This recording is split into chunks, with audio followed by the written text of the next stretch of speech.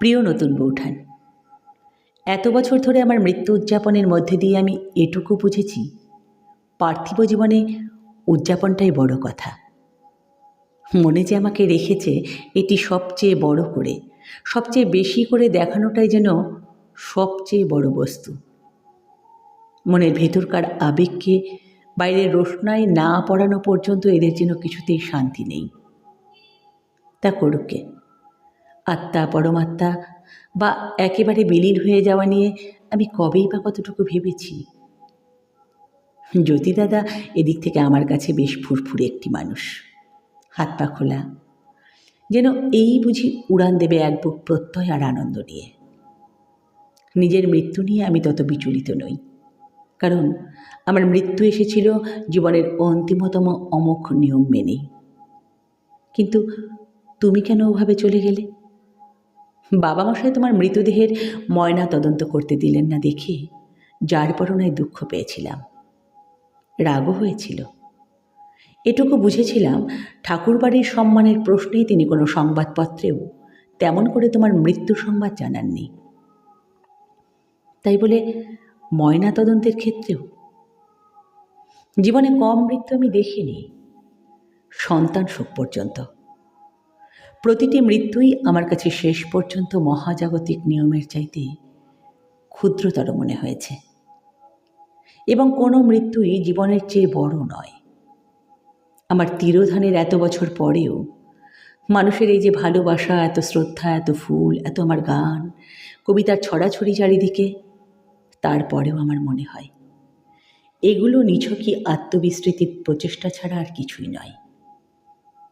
একটা রবীন্দ্রনাথের পেছনে তারা যত সময় ধরে ছুটে চলল, সে সময়টুকু নিজের সাহিত্য আরাধনার জন্য দিলে হয়তো আরেকটি রবীন্দ্রনাথ এই চিরপোড়া দেশটি পেয়ে যেত।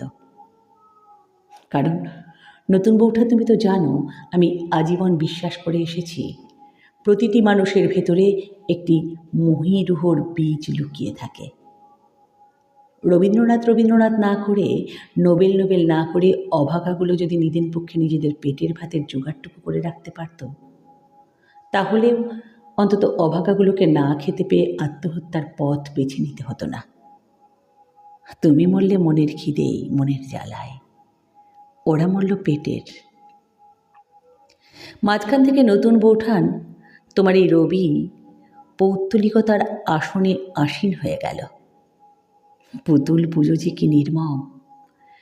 একটা জাতির সামগ্রিক বিকাশের ক্ষেত্রে তা তোমায় কি করে বলি। ব্রাহ্মণ নয়, বাবা মশাইয়ের মতবাদ নয়, এ আমার নিজস্ব উপলব্ধি। গানে গানে, কবিতায়, লেখায় বারে বারে এই উপলব্ধি আমি প্রতিষ্ঠিত করতে চেয়েছি প্রতিবার। এরা জানলো কিন্তু মানল না, বুঝলো কিন্তু সে মতে, সে পথে চলল না। এ আমার বড় অভিমানের জায়গা নতুন বৌঠান। দরজা ভেঙে যখন সবাই তোমার ঘরে ঢুকলো, ততক্ষণে তুমি প্রায়, আচ্ছা, কি মনে করে তেমন কাজটি তুমি করেছিলে? আমায় ভালোবাসতে? লোকলজ্জা? জ্যোতিদাদার বিনোদিনী প্রণয়? ঠিক কোনটা?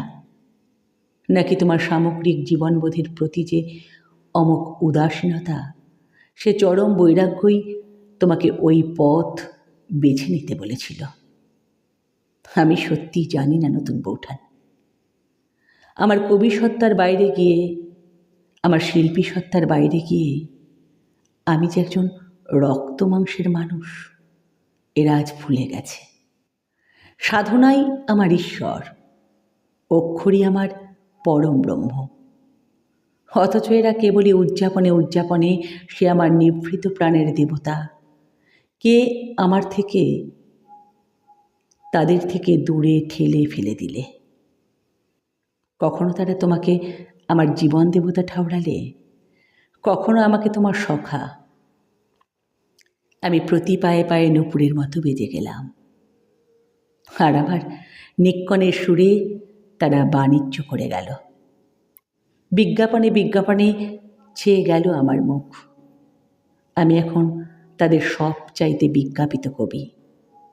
রাবীন্দ্রিক ভাবধারার নামে তারা আমার চিন্তাধারাকে বিপণনী করলে। দুঃখ বিষয়টি বড্ড আধুনিক হয়ে গেছে এখন নতুন বৌঠান। এখন তো দেখি শোকেরও একটি নির্দিষ্ট আভূষণ রয়েছে, অলংকার রয়েছে। শুধুমাত্র স্মরণ সভাতেই কুক্ষিগত হয়ে থেকে গেল আমার মৃত্যু চেতনা। এই অসীমতার মাঝে জীবন থেকে জীবনে উত্তরণের যে পথ আমি খুঁজে পেয়েছিলাম, উদযাপনের আড়ম্বরে সে পথ এখন প্রায় বিলুপ্ত। এরা না আমাকে আমার জীবনে রাখলেন, না মরণে। জীবন মৃত্যুর মাঝে আমার প্রতিকৃতি টাঙিয়ে রেখে শুধুই উদযাপন আর আড়ম্বর। জীবন ও মরণের সীমানা ছাড়াই এ কেবল আমার অতৃপ্তি হয়েই রয়ে গেল নতুন বৌঠান, কেবল অতৃপ্তি হয়েই রয়ে গেল। আচ্ছা, তোমার মৃত্যু নিয়ে কখনো কোনো উদযাপন হয়েছে নতুন বৌঠান? তোমার আত্মহত্যা আমার মৃত্যুর চেয়ে তৃপ্তির নতুন বৌঠান। ভালো থেকো। ইতি তোমার রবি।